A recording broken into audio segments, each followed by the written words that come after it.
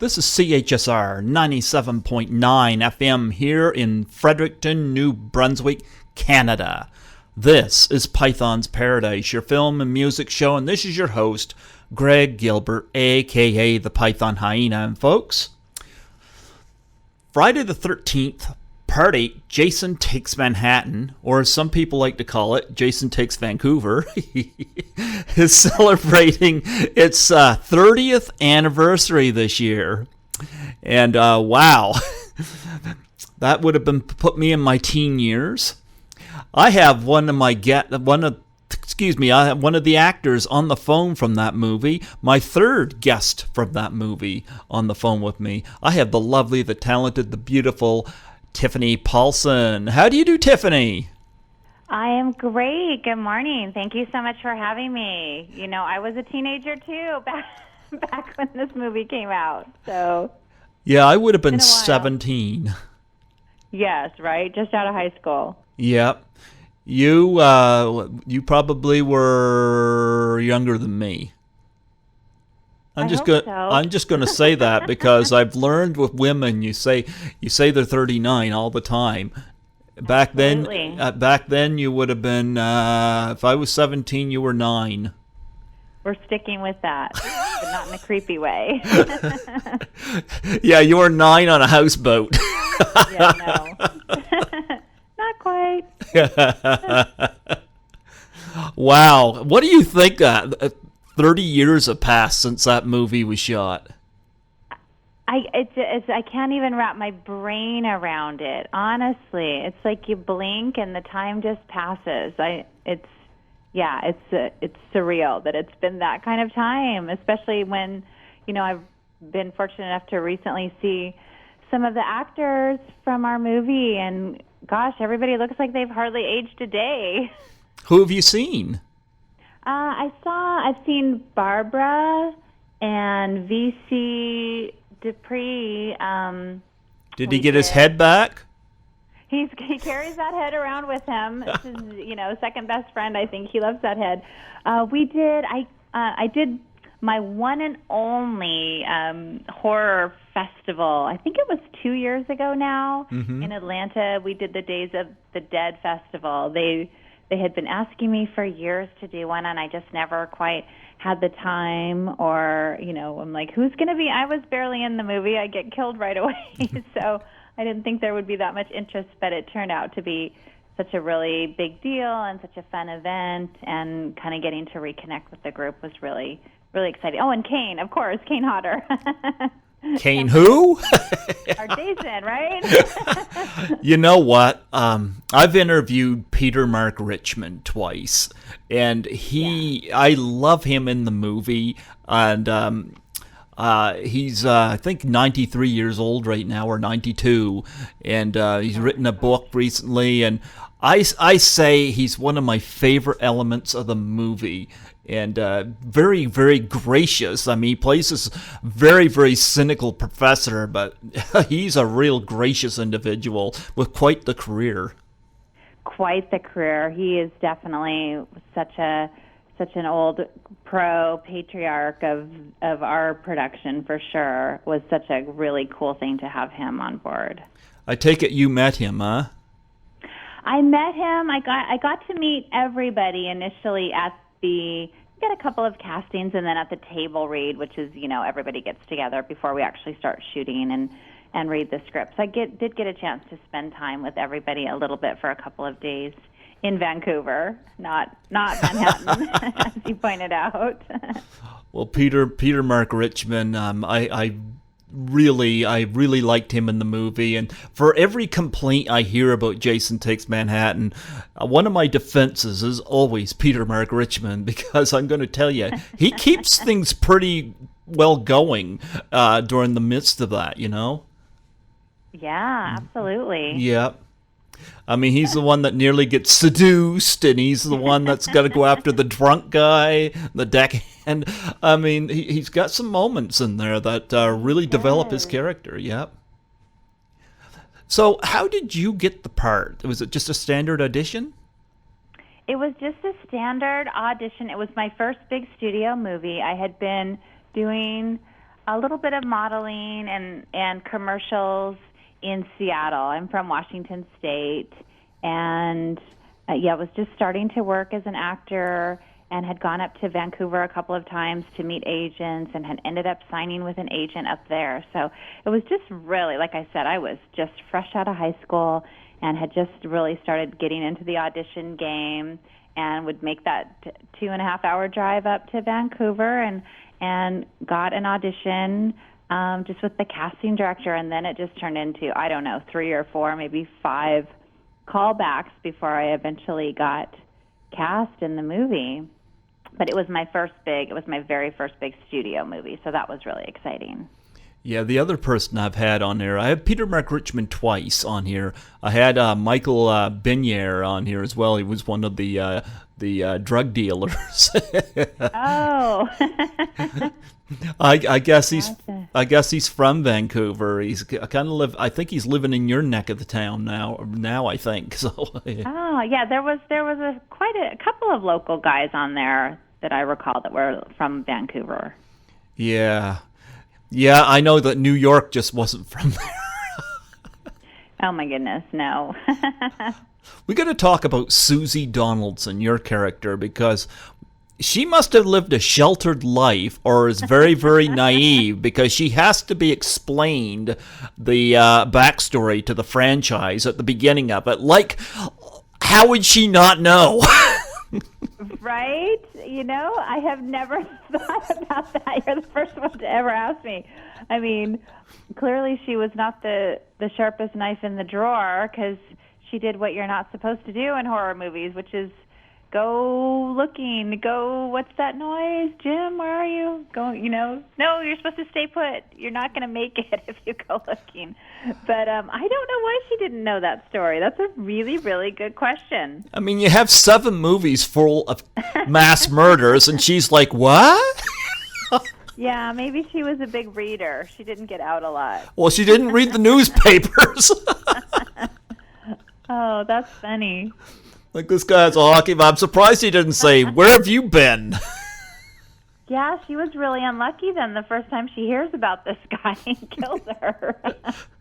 Actually, I hope you don't have anything in common with. I like to think that you're smarter than Susie, because Susie is not very, as you said, not very sharp. Like, if you very sharp. Well, I would hope that I am. I'm still kicking. So. Well, look at it this way: if you get away the first time, do not hide at a place where you can't get out.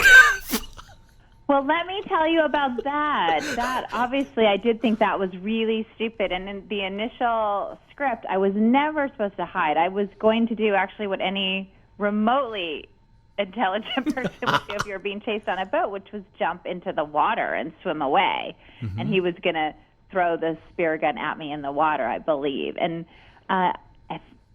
we were shooting in Vancouver, and we were at one point we were on an actual boat, and it was, I can't remember if it was January or February, but it was freezing. And production decided not only would they not pay for a stunt person, but even if they were going to let me do it, that I wasn't going to be allowed to jump in a freezing cold lake in the middle of the night. And, they didn't want to pay for somebody that could actually do it to jump in. So that was rewritten after they had already started shooting, because they just couldn't justify doing it the way it was in the script. So originally Susie was supposed to jump in the water, and then that didn't happen. So they justify it by having her do something really stupid? Really stupid, yeah. Because I would... stupid. You want to hide, yes, but at least... Like, I mean, in the original film, Alice, the heroine, does lock herself in a pantry, but at least she's able to get hold of a frying pan. Like, yeah. You're kind of like stuck. I was a sitting duck. And every time I see that, I'm like, why are you there? I know you're afraid, but this is not helping your cause. I know, and then I'm not even very quiet. That's funny. Yeah. Nope, was not my idea. I tried to suggest otherwise, and that's what we ended up with. Jeepers, I would have come up with anything. I mean, it was part close to shore, was it not?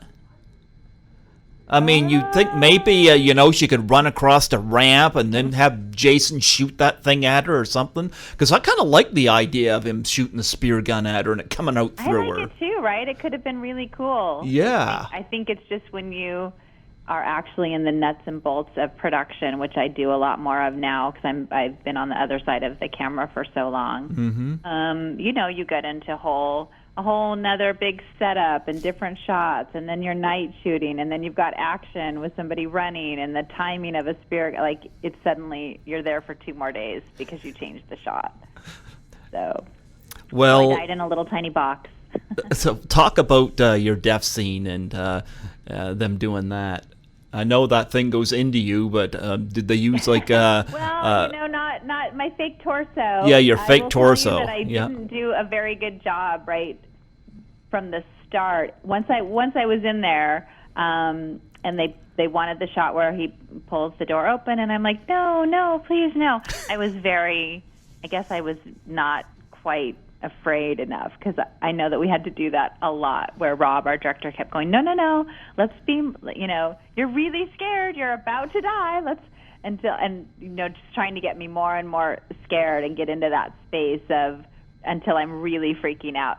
And finally they closed the door on me and they were doing, I can't remember how many takes, but they opened it and they actually had Kane as Jason with his mask standing above me holding the spear gun, and that was terrifying. And that's when you got the no, like the real screaming freak out. So it took a little minute to get me there, and then kind of tricking me and getting Jason, I should say, right there in my face, and then we got the performance. So ultimately, it turned out pretty well, but I was being too sweet in my death. When they said you're not scared yet, did you say, "Well, we're not in Manhattan either"? Right. Yeah, I'm not on a real boat at that point. We were in the set, the fake boat that they built on our set. So it was not even an actual boat. It was a tiny little pretend box. Oh well. Well, your boyfriend in the film, his name is escaping me at the moment. Jim. What's that? Jim, or the actor? Well, I remember his name was Jim. Jim. Yeah. Oh, his name is escaping me, and I reached out to him not too long ago too. But nonetheless, he had a pretty nasty death scene. Talk about that. I'm pretty sure you were there for that. You were escaping out a window. Yeah, I was there for that. I'm trying to remember.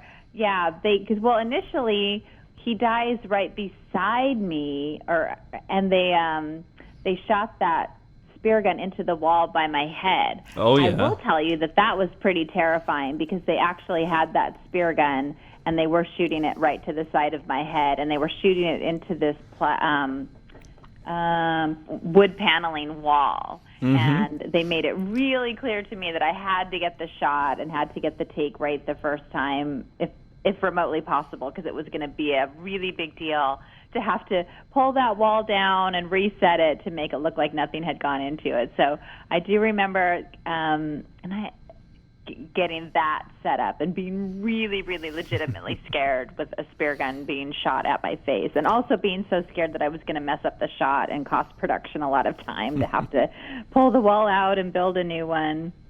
Todd Caldcott is the name of Jim Miller, your boyfriend. Yeah, Todd. Yeah, he got gutted some. He got gutted, and then I think he leaves a big bloody trail across the wall, and then I get out the window. Yeah. Talk about his death scene. I don't know what to say about his death scene. I thought he died really well. Were you there for when they did it, though? Like, I wasn't like, I don't think I was standing there because it was a different shot. I mean, we were there for a week shooting that opening setup. So actually I don't think I was in the room watching it. I know they did the setup with the spear gun with me right next to him. And then I get out and he gets shot. But I wasn't like physically in there watching his scene because they pull everybody away and off the set. So we were shooting they had used an old school, if I recall correctly. We were shooting in a school that they had built our production stages on. So I was probably in a classroom somewhere in a bathrobe trying to get some rest. Yeah, I get the feeling that Jim Miller and Susie Donaldson were not honor students in the professor's class. Right, probably not. Her especially. Yeah. Well, Kane Hodder has done 4 of these movies, and he's very much revered by fans. And I heard a lot of reports of him being a really, really nice guy. Talk about preparations working with him. Oh, I can absolutely tell you. He's a lovely guy, really, really great person from what I know. I mean, I've certainly had really limited experience with him over the years, but just, on set, he was so sweet and so lovely. And like I had said, it was one of my first roles and my first, like, really big movie. And, I just remember him being so kind and so gracious to me and really helping me through kind of learning the ropes and those scenes that I, needed him to be there. He was always available and just really helpful and wanting to help everyone get such a great performance. And he did spend a lot of time in character as Jason, so he brought a lot of that energy to the set. And then, it was so fun getting to reconnect with him and this little group when we did the Days of the Dead a couple of years ago in Atlanta. And gosh, it was, because I don't live in that world so much. I know a lot of the actors, especially that had much bigger roles than I had, they do the festivals and the horror circuit, and horror fans, I can tell you, are just the greatest fans in the world. And then to see the buzz around Kane, I mean, he practically has this entourage that follows him around. And the lines to get his photo and his autograph and to get pictures taken with him are just, it's insane. I mean, he's like a Beatle. He's like Elvis at these festivals. And he is just so lovely in that he takes such time with all of his fans. He's so kind. I really enjoyed getting to spend that time with him again. Just doesn't seem to have a lot of ego about him, especially, the kids. He really will stop and take time with everyone and making everyone feel special and give everyone, those moments with him. So I have found him again in my limited time with him to just be such a really great, special kind of guy. Was Peter Mark Richmond at the Days of the Dead? He wasn't at that one. I'm not sure which ones if he has done or if he is even still doing them. But no, he wasn't at that one. Okay.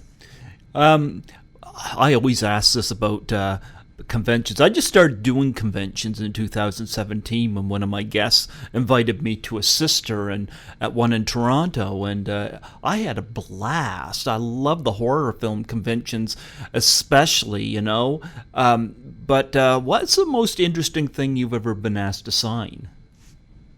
The most interesting thing...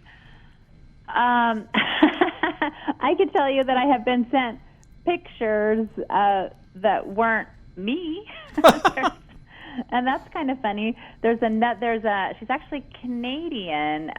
There's a city councilwoman named Tiffany Paulson that's actually spelled like my name because a lot of people think it's O-N, but it's E-N, in Saskatchewan.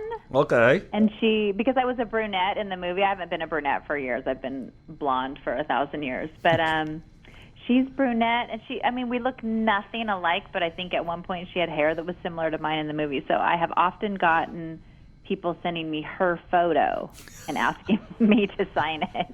Do you sign it? I always send it back and say, happy to sign something. This isn't quite me. but so I think photos that aren't me are probably the most interesting thing, and then just a lot of memorabilia. I mean, people have the collections of the posters that have every person Jason has killed from all the movies in one compilation, or they have the big book. It's really always about people are trying to complete their collections and get everyone's signature from all of the franchise, and a lot of things like that. A lot of memorabilia that is, it's their most prized possession, and people will pack it up and lovingly, package it and roll it and bring it in and bring it down to the festival so they can get more signatures and those kinds of things. Wow.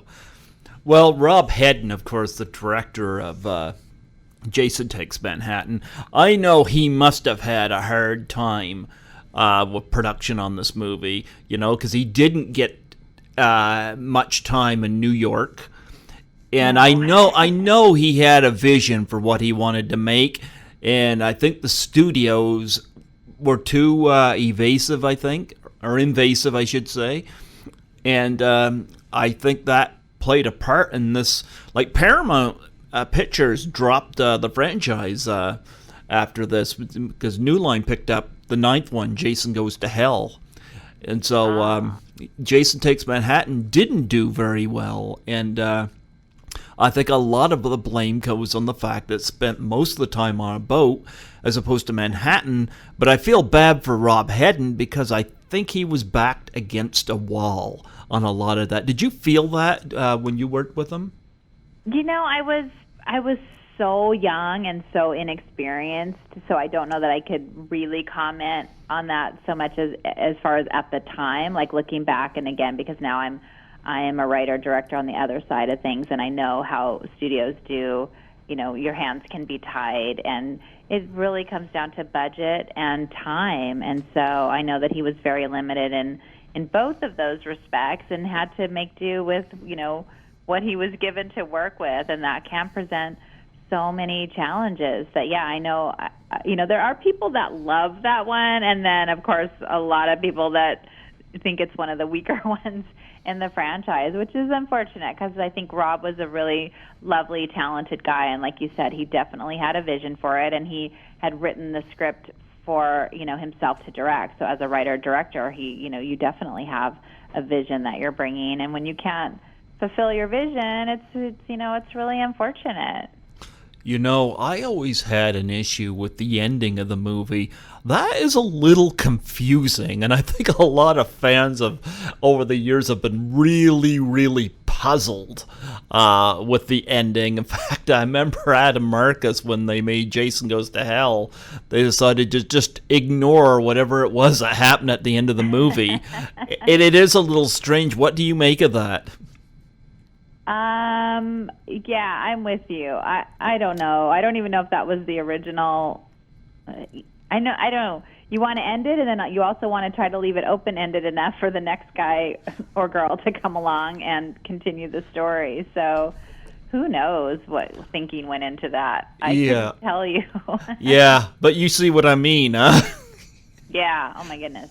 Yeah, there's been a lot of talk about that, but there were certainly some interesting cats in this movie, though. I know you're just in the opening of the movie, but we talked, you've been to a convention.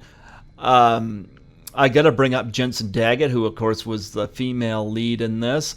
Any interactions with her at the convention or over the years or whatever? Not Jensen over the years. I just met her that first week in Vancouver, and like I said, at the table read where we all spent time with Rob and going through the script. And I was in and out so quickly that I didn't get to have that longer experience. I was probably just in Vancouver for a week, a little more than a week, and in and out. And I think she's done a few conventions over the years, and I think she continued acting for a little while, and then anything I've heard of her more recently is she's a mom, married, kids, and I don't even know if she's been acting the last couple, I don't even know, 10 years or something. So never have really hung out with her. But I thought she did a great job in the movie. I thought she was really sweet and really talented. And then obviously, like, Scott Reeves has gone on to do, he's had a great career and done a lot of television and continued to work. You do mention Barbara Bingham earlier. Yeah. You're still associated with her, huh? Yeah, I mean, we reconnected through the Atlanta Festival, and then she's come out to LA a couple of times, and we have our little group that, we get together and have a margarita and kind of catch up, and I'm in touch with her on, just social media, Facebook and Instagram, and we have all emailed and, kind of stayed in touch. And then, I got to spend that time with her when we were in Atlanta, and I think that might have been her first festival as well, or convention, one of her first conventions. And so that was really fun because we all got to have that experience together. And, she lives really far away. She's in Australia. She's in the land of kangaroos. Yes. Well, if you haven't talked to her, she's really fun. She's somebody that you should definitely reach out to. I know she loves to do interviews, and and she's really fun to talk with. And she was in there a lot more than me, so you probably have a good chat with her. You know what? I just recently reached out to her. I've done a couple of interviews out of Australia before. It's just a matter of the time zone thing, how we can, because they're way ahead. It's like 4:00 in the morning there right now or something. Yeah, I just have to get that figured out, and then I'd gladly have her on. I'm glad when her character met her death scene. I'm glad that Jason didn't get her, because she was kind of one of those ones you didn't want to see die at the hands of Jason. Yeah. Yeah. Yeah. Yep, she's lovely, and she's working all the time. Well, I'll tell you somebody who's definitely working all the time, Kelly Hu. She went on. Oh, yeah. Yeah, she went on to have quite the career, and I don't think she did any more dancing stuff after Jason, but... And I loved Charlene Martin in the movie, too. I think they killed her off way too quick. I love that scene where she's trying to seduce the teacher and they're trying to blackmail him. Stuff like that, I think, adds to the movie because it kind of takes you away from the slasher part and kind of adds a little more to the characters. Because characters in slasher films many times are very one-dimensional. So if you get a little something like that kind of heightens or adds a little bit, it's always a plus. Oh, I agree with you, especially, from a storytelling point of view. You do want to try to have, even though you kind of know most everybody's going down, it's nice to care about the characters and like you say, have some story that pulls you out of just the murder and the mayhem. And it's also interesting, you talk about you having only a small part in the movie. You know how popular Saffron Henderson is, who played JJ, the guitarist? Yeah. So many people keep asking me to get an interview with her, and I'm like, I don't know how to get contact with her, but she's got her little fan base. It's surprising. Yeah, I am always surprised. I'm 30 years down the road, and I still get letters in the mail. I still get things sent to me. I still get emails. Even just talking to you, it's so fun. It's such a lovely community. The horror fans are just honestly the best fans in the world. Yeah, 30 years. And long time. I remember when that came out in theaters. Now, I didn't see that in theaters, but I still remember when it came out. And 30 years. And you do have other films here I do want to bring up. Till There Was You. I actually don't remember you in there. I only saw this once, but you have quite the cast in this movie. Do you want to talk about your experience with this? Oh, that was one of my first movies too. Kind of right around the same time. I think Jennifer Aniston was in that movie. It was one of her. Oh no, Till There Was You. Yeah, that was Jennifer Aniston was in that, right? And Jean Triplehorn. Yep. And Dylan McDermott and Sarah Jessica Parker. Yeah, it was a really great cast. Yeah, I can't. It was written I gotta be frank. I didn't like the movie. No, I don't think the movie was very good. I can tell you, though, it was one of the best scripts I'd ever read, and it was written by Winnie Holtzman, who was so famous for doing My So-Called Life. If you remember that, like Claire Danes' amazing one-season series on MTV, which was so groundbreaking. So it was one of the best scripts I'd ever read, and it's, again, one of those experiences where you see what happens with a piece of material when it's taken and, run through a certain budget and certain location and a certain amount of time frame. But, yeah, no, I don't think it was very good. I played a waitress living in the apartment complex that I think also, it was a really incredible cast, and it was really fun to work on. And then my part ended up being next to nothing, as also happens a lot. And this one I never heard of. I just looked it up on your IMDb. And Homegrown, Billy Bob Thornton, Hank Azaria, Kelly Lynch. Good cast in this. I was, if you can believe this, I was the girl that Hank Azaria meets and spends an evening with in order to make Kelly Lynch jealous. And so I spent the night dressed like a hooker making out with Hank Azaria. We're just dancing and kissing all night long. Are you on a boat? We are not on a boat. We are at some kind of a hippie pot festival. That movie's all about like marijuana growers, but it has an incredible kill. So there's none of this running and hiding in bad places. No, I did get killed in a couple more movies though, smaller ones. And then I think I even I got killed by a spear gun in another movie. And then my death days were over. Then I moved on. Yeah, you have a few films here I was not a big fan of, and I'm not saying that to be negative, but Runaway Bride was a hit, and it was one that did not mesh well with me. I'm going to tell you what my issue was with this movie, and I think you'll get what I'm saying. I loved My Best Friend's Wedding. And I love the fact that My Best Friend's Wedding, they didn't turn Cameron Diaz into the villain, It had a very honorable conclusion, I love what they did with it. Runaway Bride, I had a big issue with the fact that we're supposed to sympathize with her when she runs from the altar, and Richard Gere plays this journalist or reporter, I forget now what he is, trying to do the story or whatever it is, connect with her. But it always irked me that we're supposed to feel bad for her, but yet every guy she leaves on the altar are left looking kind of stupid or as some comic relief. And I'm sitting there thinking, why are we supposed to feel bad for her? Why can't we feel bad for these guys left at the altar that the screenwriter and the director just seem to pass off as nothing? Because if you're a guy and the woman leaves the altar, you're kind of crushed. And they never addressed that, and it bothered me about this movie. I actually hated the movie. I kind of hated the movie, too. Okay. Why did you hate the movie?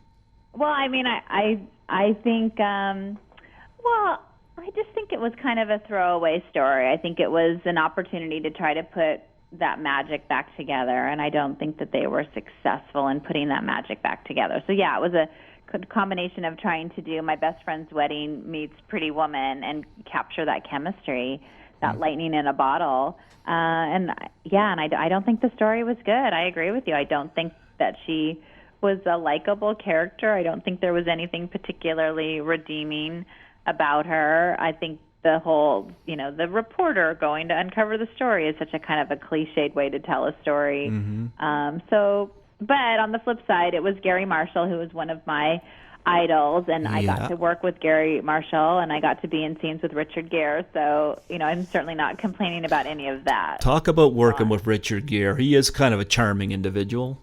He's kind of a charming individual. Yeah, I got to spend a little time with him. I mean, I was playing in a scene in a group of reporters right before one of the big weddings that she runs from. But I actually had a lot more that I got to shoot, and it ended up mostly being cut out, as again it often happens with the smaller parts. But as he's a pretty charming, charismatic guy. Kind of what you see on screen is what you get in person. He's definitely, is that he's got that extra something that those big stars have, that they really command that attention without even really doing anything. I found him really kind and gracious and enjoyable, and it was really fun getting to kind of be in that environment with actors and a director of that caliber.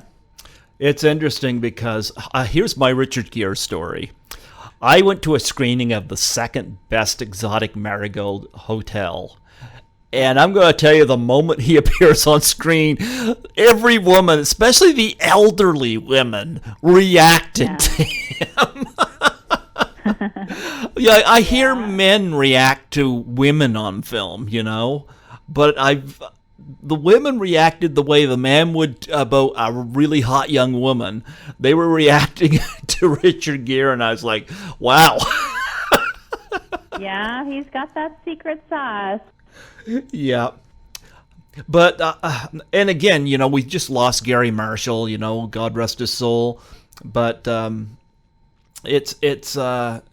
yeah, I had an issue with the way the males in the film were portrayed at the altar, and I was like, they're kind of lacking something there, and that was my big issue with it. It had nothing to do with your part or anything like that, but... Yeah, I hear you. I don't disagree. Although, women's parts are so notoriously underwritten in pretty much every movie that, it was probably nice they were trying to do something new. Well, I'm not against the fact they had a leading lady. It's just, I found, and this is just from my perspective, and I didn't see anybody even address this issue either, but as somebody who's been rejected, had my heart broken many times, I kind of took offense to that part of the movie, I think that's valid, yeah. Yeah. But, and you have Love 101. That was a little independent movie I did in Chicago. Mm-hmm. Yeah. Not much, not too much to say about that. It was more of a festival film. Really small, low-budget film. And then you did another film. I wasn't a big fan. I apologize, Tiffany. I do. The Next Best Thing. Which one was it? The Next Best Thing. Terrible. Oh, it was. It was so bad. I like Rupert Everett, mind you, but it was a script that started out really good, and then Madonna and Rupert Everett got together and rewrote it, or tried to rewrite it, and made it. They wanted to make it a big AIDS message movie, which is not a terrible idea. It just wasn't executed well, and it really took it away from what the original story was about. Well, Madonna was. I agree with you, and the whole my scene made absolutely no sense. What was your scene? Terrible movie. I'm like playing a yoga student that brings her baby to yoga class because I couldn't find a babysitter, which nobody would ever do. And then I hand my baby off to Madonna, the yoga teacher, who lets the baby run. It's ridiculous. But again, it was a big movie. It was a big title. It was getting to have a scene with Madonna, which as an actor you think is going to be really cool. So there you go. Baby scream and cry when Madonna got it. Yeah, it was ridiculous. You know what? I do like Madonna as a musician, though, and loved her in Evita. What was she like on set, and what was she like to work with? Well, my Madonna story is probably not the most flattering. She wasn't, I was playing a one-day part, very small, and I will tell you that she wasn't particularly lovely to me personally. Okay. But she was Madonna, and she didn't probably need to be. So. Yeah, she does need to be. Yeah. Here's the thing, and I'm going to tell you this. I do this podcast as a volunteer. I'm a volunteer here at the station, I'm not making money off of you or any of my guests. I do this because I enjoy it. You know what I do, at least right now, for a living? I am a maintenance guy. I'm a janitor. I clean. That's what I was doing before I came here at the station. I was cleaning. And when I hear stories like Justin Bieber, who's privileged beyond words, especially more than anybody his age, pissing in a mop bucket and sitting there laughing with his friends. I'm like, this is a case where somebody of rich privilege looking down on somebody who's just trying to make a living. They have to clean up other people's mess, and this little rich asshole, excuse my language, decided, this is going to be funny. Yeah. I take offense to that. So, yeah, Madonna doesn't have any excuse there. And I'll say that in your defense. Okay. Yep. Well, I hear you, and I appreciate that. Certainly appreciate that perspective. Yeah, it was unfortunate, and I won't get into details, but no, she wasn't nice to me at all, and it's just, I've always thought, gosh, had she been nice to me, how many, then I go out and I spread that story, and I tell the story of how lovely Madonna was to me. And on the flip side, she was so not nice to me that I've spent my life telling that story. That's okay. So not nice, and there was no reason. I was a very young actress, totally intimidated by somebody of her stature, and she had an opportunity to make a really kind, lovely, lasting impression, and she was just like, yeah, I don't even have time. So yeah, that was my. But most of the people that I have been fortunate enough to work with, and some incredible people in this industry over the years, are for the most part really kind and lovely. Well, I'll tell you what. Let's bring up some of your other projects here, because I know you've produced some projects and you've directed projects as well, and you're a writer. Nancy Drew. Yes. You were one of the writers on that. Talk about Emma Roberts. She's involved in a movie right now that's causing some controversy called The Hunt. Oh, yeah. I can't really speak to that. I know that I think they're not releasing that movie right now. I know Emma just finished another movie. I have a Netflix movie, a romantic comedy that we just finished shooting in June. And Emma is one of the sweetest, most talented, loveliest people I've ever worked with. She's such a professional. She's, so prepared. She was the star of this movie that I wrote, that we just, like I said, we just did for Netflix. Hopefully it will be out towards the end of this year, early next year. I love her. I think she's fantastic and smart and really creative. I mean, she's done 1,000 movies. She's such a professional at this point, even though she's still so young. But I can't say enough great things about Emma. I adore her. Yeah. Well, she was ideal casting for Nancy Drew. There was one scene in this movie, though, that I wish was rewritten. And it was a scene where the bad guys have caught her, and they have her in this room, but they leave this window open, and it's like... they make it way too... I have to just tell you that Nancy Drew, the way that, again... this town, you just can really not judge always on what the final product is, because I was the one writer on that. Was as a writer, that was my first big studio movie with Warner Brothers, and what ended up on the screen was very far from my original draft that the studio greenlit that got the cast attached, and this was one of the case of where the director really wanted to put his own stamp on, and came in and rewrote things just enough to, in my opinion, make them worse, but keep enough of the general idea of the story that it was still, my story to get writing credit on. So the final product for Nancy Drew was not really where I started, and the scene that you're referring to was not a scene that I had in my original draft. So that was I would say a very kind of emotionally sad experience for me. My first case of getting a really big movie made and having it changed a lot. Well, it's kind of like this. They got some choices here. They can either tie her up, put her in a cage or put her in a room where she can't escape. That way she can use her brain to try to figure out what she's going to do. Because Nancy Drew is not stupid, you know. She's a smart character. But it's almost like they got arrows pointing to the escape, you know. And then when she gets out that window, the bad guys are so confident. Like, you know, like somebody like Quentin Tarantino would write that so much different, you know. So, yeah, I'm glad to hear that you didn't write that. Whoever did, shame on them. Yeah, I know. It does happen a lot. Yeah. You get a lot of cooks in the kitchen. Yeah. Well, let's talk about some positive experience, because I know you've written. You directed a short called The Swan. I did. Talk about being in the director's chair.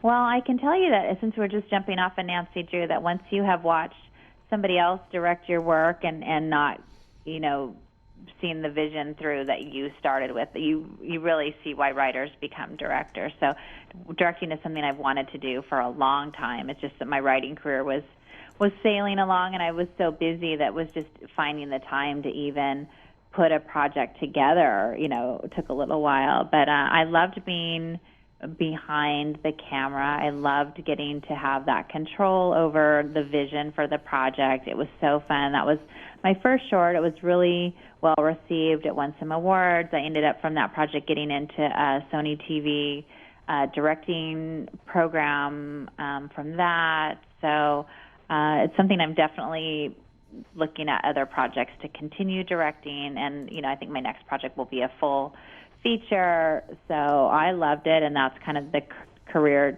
trajectory I'm on at this point. Are you going to do like Hitchcock cameos in your film? There is a cameo in my short, so yes, that's funny. Oh, I thought that's what directors are supposed to do. Well, I think so, right? Yeah. Yeah. Well, you also wrote that as well, so it must have been nice to have that. And of course, Emma Roberts was in Holiday, which you got in post-production here right now. Yep. Oh, you got Kristen Chenoweth in this. She's funny. An amazing cast. Kristen Chenoweth and Frances Fisher and Luke Bracey, this Australian actor that starred in Point Break and a bunch of other things. And we have Dan Lauria's in it, who is like famous for being the Wonder Years dad. And we have an incredible cast. Jessica Capshaw from Grey's Anatomy. Yep. Oh wow. Yeah, you got a good cast in this. So how long are you? Is this just ready to be released, or when's it coming out? They're in post-production right now. Mm-hmm. So we just finished shooting in June. They're just in the editing room and putting the music together, and we'll see. I know everyone's really excited about it, and hopefully it's kind of a holiday movie. Not specifically a holiday movie, but it does take place over a lot of holidays. So, hopefully it will be out in December, I'm hearing, but we'll have to wait and see. And then I have a Thanksgiving movie that's going to start shooting next month for Freeform, which used to be ABC Family, but so that's exciting. Is that called Auntie Claus? No, Auntie Claus is another. I think the Thanksgiving movie's not on IMDb yet. Oh, okay. It's kind of still. We're in pre-production. We're getting ready to shoot, but I don't think it hasn't been announced. Okay. And Auntie Claus is a book series that I brought to Netflix that we have. The great Kenny Ortega is directing. He's done everything, all the Descendants movies, all the High School Musicals. He has a big overall deal with Netflix. So he's directing. That's going to be a big, fun holiday Christmas musical that I'm hoping Kristen's going to do as well. I think she would be amazing, and I know she's really interested in talking about doing it. So, yeah, I've got a lot of things going on right now. She's really, really funny. She's one of the sweetest people I've ever met in my life. She's just so lovely. And there's a TV movie version of Adventures in Babysitting. I didn't even know that had a TV version. Well, we did it for Disney Channel a couple years ago with Sabrina Carpenter and Sophia Carson. Okay. and that's really fun. And it's kind of an homage to the original Adventures in Babysitting. Not necessarily a sequel; it's a different story, but it's got some winks and nods in it to the original. Okay. Well, do you have any charities that you're involved in that you want to plug on here? Well, I like to give all of my money if there's extra. I really support Planned Parenthood, and I really support animal rights as much as possible. And right now, I've been, everything that's happening here along our borders, I've been trying to support charities that are working with immigrants that are having such a terrible time, of working with a charity that's taking water out, and they leave water in the desert for people trying to make this journey. And so I have that's kind of where my heart is right now, is trying to help the horrible immigrant situation and animal rights as much as possible, and women's rights as much as possible. Yes, absolutely. Do you have a web page that you want to plug on here? I have a website. I wouldn't necessarily say I need to plug it, but if anyone wants to read more about me, my website is tiffanypaulsen.com.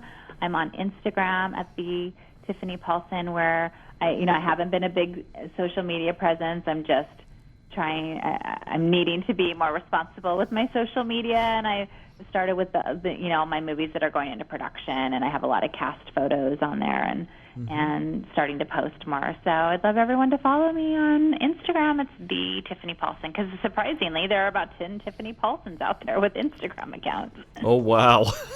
Yeah, right? Yeah.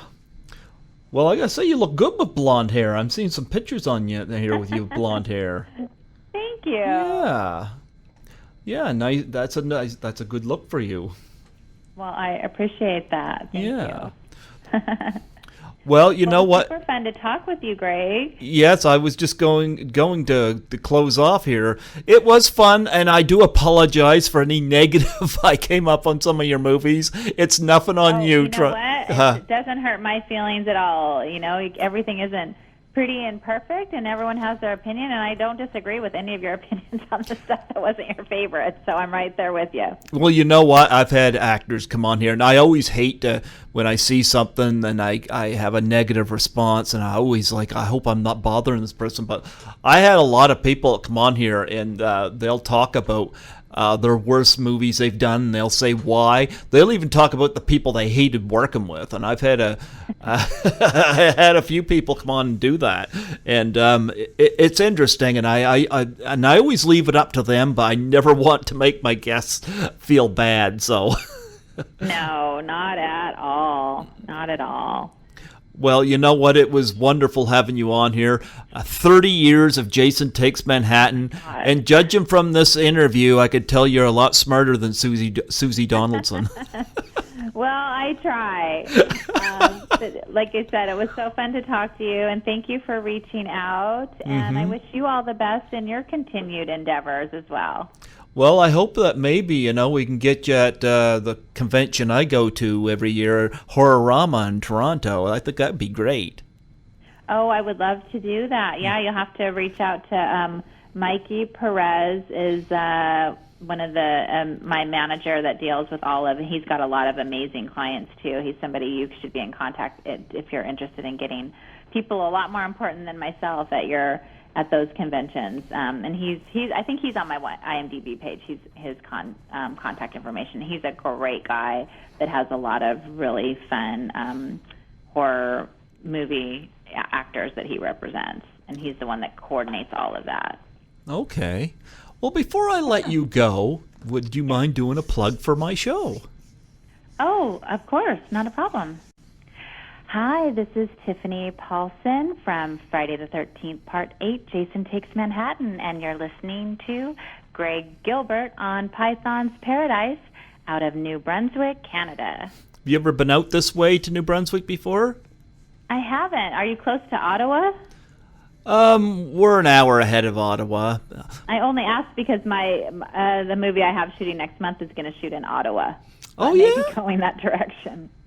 Okay, hey, yeah, why not? Right. I know the plane stops there on my way to Toronto, so. Gotcha. Yeah. Well, you know what? You know what, Tiffany? I'm so honored to have you on here today, and I look forward to seeing what you're doing in the future. Thank you for allowing me the honor to chat with you today. Oh, it was my pleasure, Greg. Thank you so much for reaching out. I'm glad we could make it work. I really appreciate it. It's super fun. Do you mind if I add you on Facebook? I do not mind. I'll give you an ad. And, okay. Yeah. Thank you so Thanks, much. Greg. Take care. Yep. Bye-bye. Okay. Bye-bye.